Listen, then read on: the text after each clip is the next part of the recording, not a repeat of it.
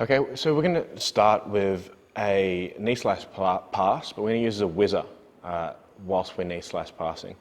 In my opinion, this makes the knee slash pass a lot stronger, a lot more powerful, and it opens you up to a lot more options. Okay, so we're going to start in this knee slash position. Whenever I start in my knee slash position, there's a couple of key points that make a huge difference to my success or failure.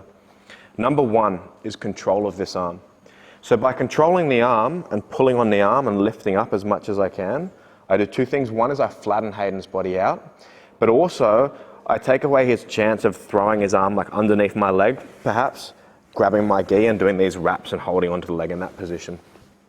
So I'm going to hold the arm up as tight as I can in this position.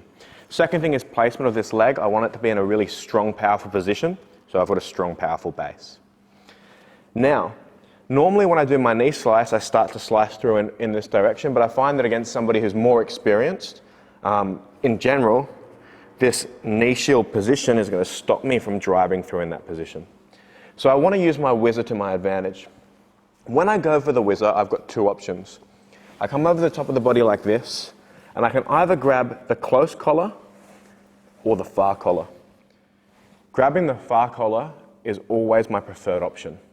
And the reason for this is that it now starts to put two attacks on my opponent.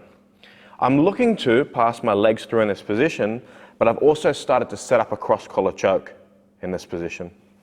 So I'm here like this, and I put heaps of pressure on, and I start to pull through. Now, depending on certain reactions, I'm going to have to do a couple of different things.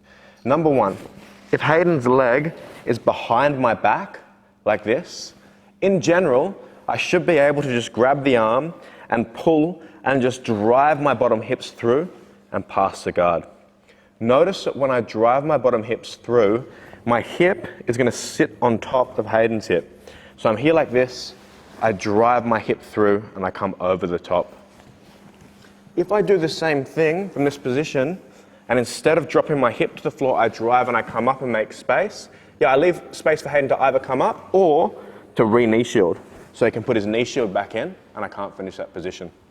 So if the knee's behind my body, I'm here like this with the whizzer, I drop my hips to the floor, pull on the arm, slide through and finish the pass.